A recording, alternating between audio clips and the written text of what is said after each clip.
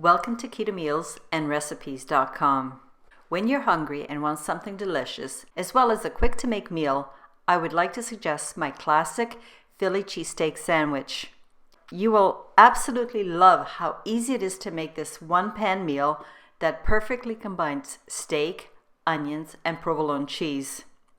However, if you want to serve the sandwich as they do in Philadelphia or the East Coast of the United States, I would like to recommend that you make one of my buns or my hot dog bun recipes.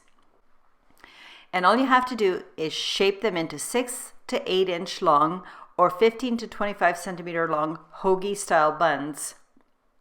Besides my hot dog buns, you could also choose to make the hoagie buns out of my easy keto buns. That bread recipe is also excellent for this sandwich. For this video, I used my hot dog buns recipe because these buns are very dense, and these buns are also very high in both soluble and insoluble fiber, which, as you know, is very important to your gut health and general intestinal health.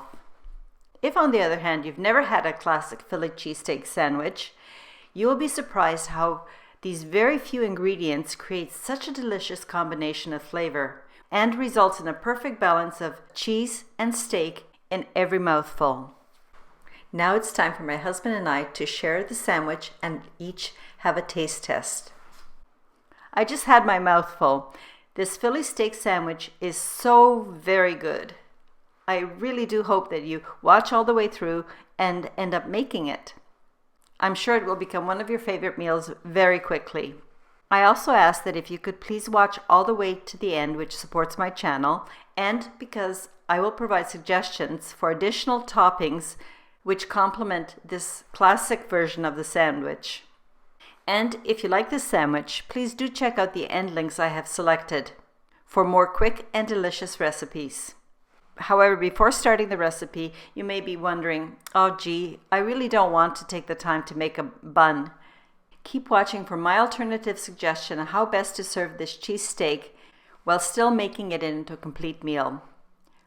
One of the things that my family really loves with the Philly cheesesteak sandwich is when I make my jicama French fries.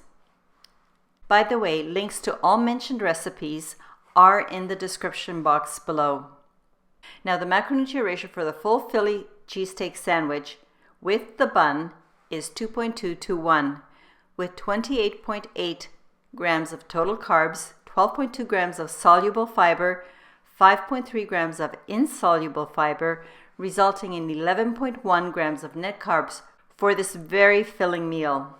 I would like to again point out that although the initial total carbs are very high, the majority of the carbs come from the bun itself. But as I mentioned, the reason for the total carbs includes the huge amount of soluble and insoluble fiber.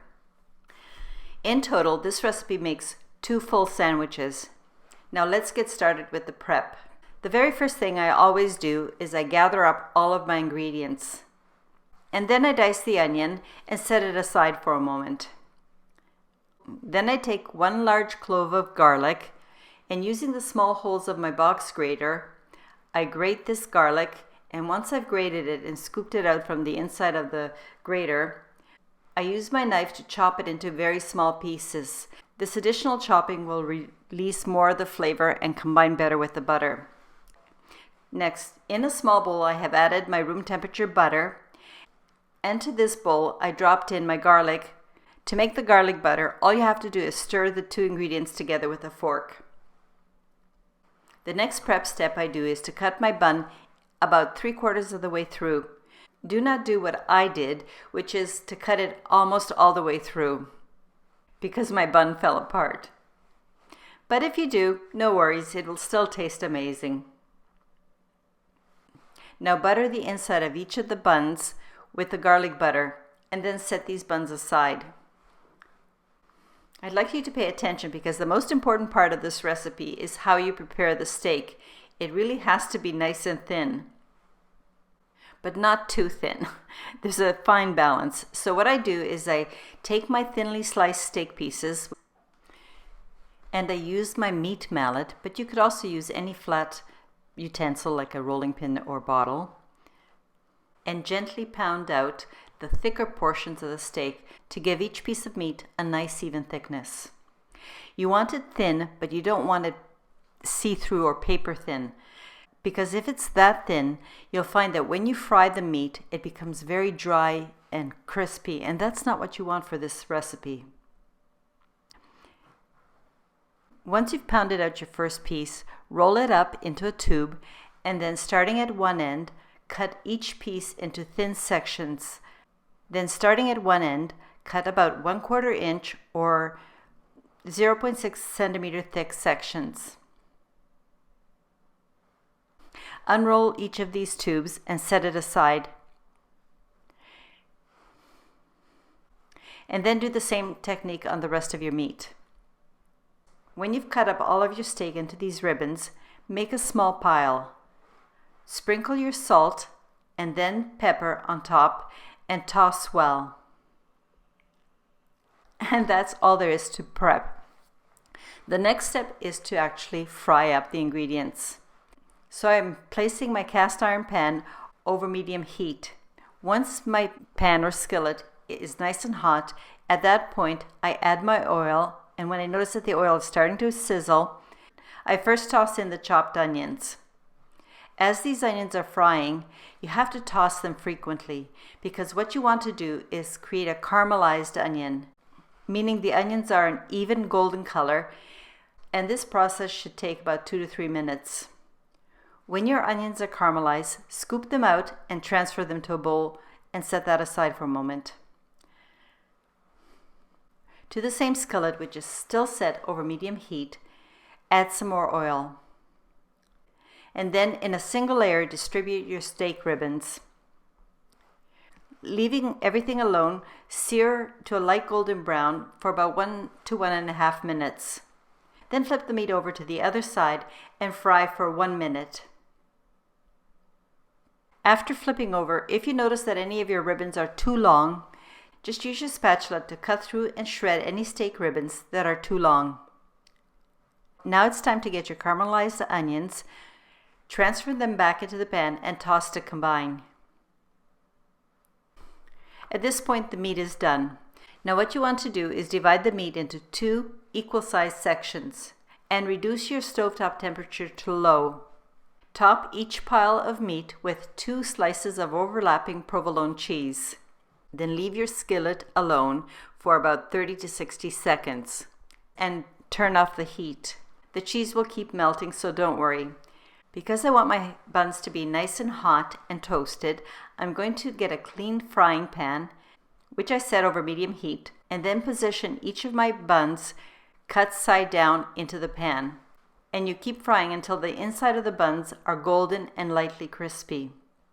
Here I'd like to recommend that you don't crowd your buns like I did in this video, because what you'll notice is that the edges will fry faster and get really dark. It still tastes good, but not the most aesthetically beautiful piece of work. Now that my buns are toasted, I'm going to take the hot buns and spread 1 tablespoon of mayonnaise on the inside of my first bun, and then repeat with a 2nd tablespoon of mayonnaise for my second bun. At this point, I've noticed that my provolone cheese has melted over the entire steak. Then using a spatula, simply scoop up from the bottom of the meat and transfer to the inside of your toasted bun. And voila, that's all there is to making a classic Philly cheesesteak sandwich. But if you don't want to use a bun, either because you don't have one made or you want to reduce the total carbs, take a big leaf of romaine or Boston lettuce and use that as your bun replacement. Wrap it up nicely and it'll still taste amazing. One additional thing I would highly recommend if you want to complement this amazing sandwich with a side dish is to make a serving of my spicy jicama fries. Although the sandwich is good cold, the very best flavor and mouthfeel is if you can serve this immediately while it's still hot. I find that this sandwich tastes amazing just with those basic ingredients. However, if you do want to add a few additional condiments, some popular add-ins for toppings are you can saute some bell pepper. I would recommend red bell peppers. If you don't want to use bell peppers, some other peppers you could use are pickled jalapenos or pan-fried sliced fresh jalapenos, some cherry peppers, or for extra heat, some long hot peppers. Or you could saute some sliced mushrooms. Additionally, you could add some chopped up onion and a little bit of mustard on top. So you can see you can really customize the sandwich to whatever you like. And if you've had the sandwich before, do tell me what your favorite toppings are. Thank you very much for taking the time to watch my video, and I hope you found this recipe to be both tasty and something that you might want to try. Most of all, please come back when I post my next video. Leave me your comments and thoughts in the description box, and until next time, I hope you have a wonderful day. Cheers!